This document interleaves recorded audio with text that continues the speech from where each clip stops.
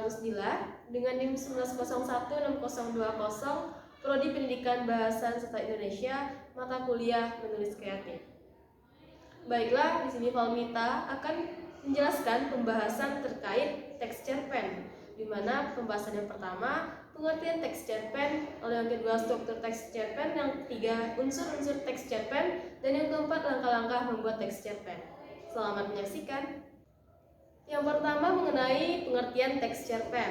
Nah, teks cerpen merupakan sebuah cerita fiktif atau cerita yang tidak benar-benar terjadi, karena cerita ini bersifat fiksi atau tidak nyata dan bisa saja terjadi kapanpun dan dimanapun, yang mana ceritanya relatif pendek. Oleh karena itu, teks cerpen merupakan kepanjangan dari cerita pendek. Ada juga pendapat dari B. Jasin, cerpen merupakan sebuah cerita singkat yang harus memiliki bagian terpenting, yakni perkenalan, pertikaian, dan penyelesaian. Lalu yang kedua kita masuk mengenai struktur dari teks cerpen.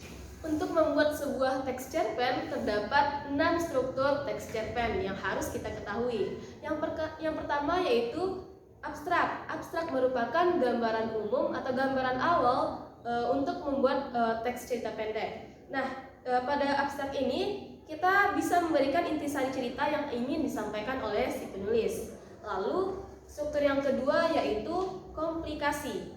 Untuk menyusun peristiwa yang dihubungkan dengan sebab akibat, maka kita butuh tahap ini yaitu komplikasi, di mana di sini kita dapat membangun permasalahan-permasalahan yang terdapat dalam tokoh pada teks cerpen tersebut.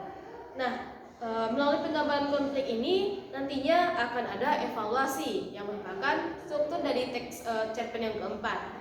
Evaluasi memaparkan perjalanan konflik menuju klimaks untuk selanjutnya ditemukan pelariannya atau solusi dari permasalahan tersebut. Lalu yang kelima adalah resolusi. Jika konflik sudah bertemu dengan pelariannya dengan cara penulis mengungkapkan solusi dari cerita yang telah dibangun. Pada tahap itulah permasalahan-permasalahan tersebut dapat diatasi dalam cerita yang dibangun pada teks cerpen. Lalu selanjutnya itu ada koda. Koda merupakan bagian akhir untuk penulis mengungkapkan nilai-nilai atau pesan yang ingin disampaikan pada cerpennya. Di dalam koda ini terdapat pesan moral yang bisa kita ambil hikmahnya, lalu kita pelajari untuk kehidupan kita yang nyata. Lalu selanjutnya ada unsur-unsur dari teks cerpen. Unsur teks cerpen ini terdiri dari 2 unsur. Yang pertama unsur intrinsik, lalu yang kedua ekstrinsik. Selanjutnya yaitu unsur intrinsik teks cerpen.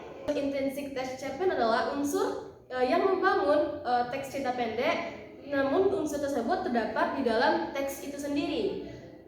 Adapun unsur-unsur tersebut, yang pertama itu tema. Nah, di sini tema itu bersifat lebih umum untuk menandakan cerita yang akan diangkat. Contohnya misalnya tema berupa persahabatan atau kisah percintaan.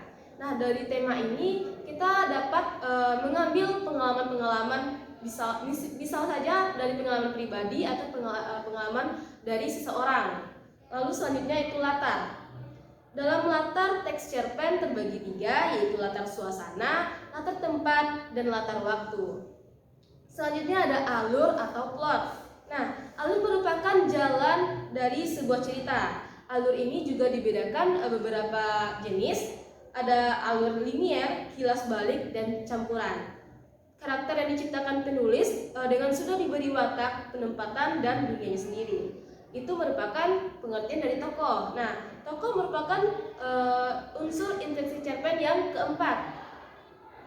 Tokoh juga terdapat watak atau sifat-sifatnya yang dapat kita ungkapkan dalam teks cerpen tersebut. Selanjutnya yaitu ada sudut pandang. Sudut pandang merupakan bentuk penyampaian atau cara pandang si penulis yang diceritakan dalam cerpennya. Selanjutnya itu unsur ekstrinsik teks cerpen. Unsur ekstrinsik teks cerpen ini merupakan unsur yang terdapat di luar dari teks cerpen. Nah, unsur teks cerpen unsur luar ini terdiri juga dari beberapa jenis. Ada latar belakang si penulis, juga nilai-nilai budaya atau moral yang dapat kita jadikan pembangun dalam sebuah teks cerpen tersebut. Latar belakang yang diciptakan penulis ini pada umumnya penulis akan terinspirasi membuat cerita dari pengalaman pribadi dan lingkungan sekitarnya. Nah, untuk membuat cerpen yang baik diperlukan latar belakang yang jelas dari sisi ekonomi, sosial, politik, agama, budaya, dan ideologi. Hal ini penting untuk dibangun agar dapat memahami teks yang sudah dibuat tersebut. Selanjutnya itu langkah-langkah dalam membuat teks cerita pendek. Ada beberapa langkah-langkah untuk menulis teks cerita pendek. Yang pertama yaitu menentukan ide.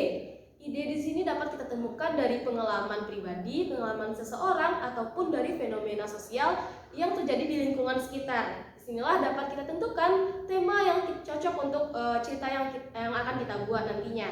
Yang kedua, membuat karangan cerpen yang disesuaikan dengan struktur-struktur dari teks cerpen. Nah, untuk membuat kerangka tersebut, kita tetap memperhatikan struktur dari teks cerpen.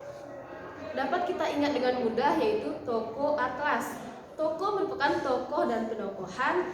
Atlas, alur, tema, latar, amanat, dan sudut pandang.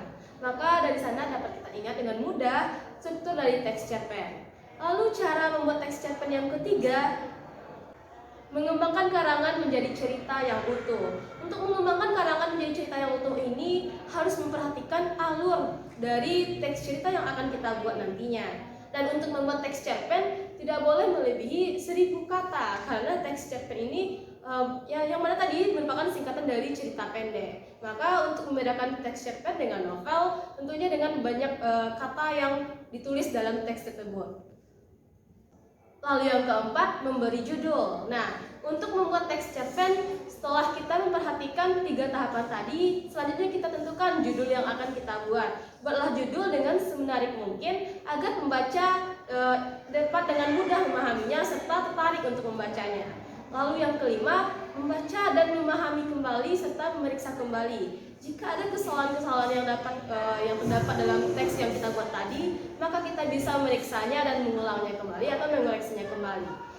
Mungkin sekian pembahasan yang dapat Komita sampaikan. Komita akhiri dengan Assalamualaikum warahmatullahi wabarakatuh.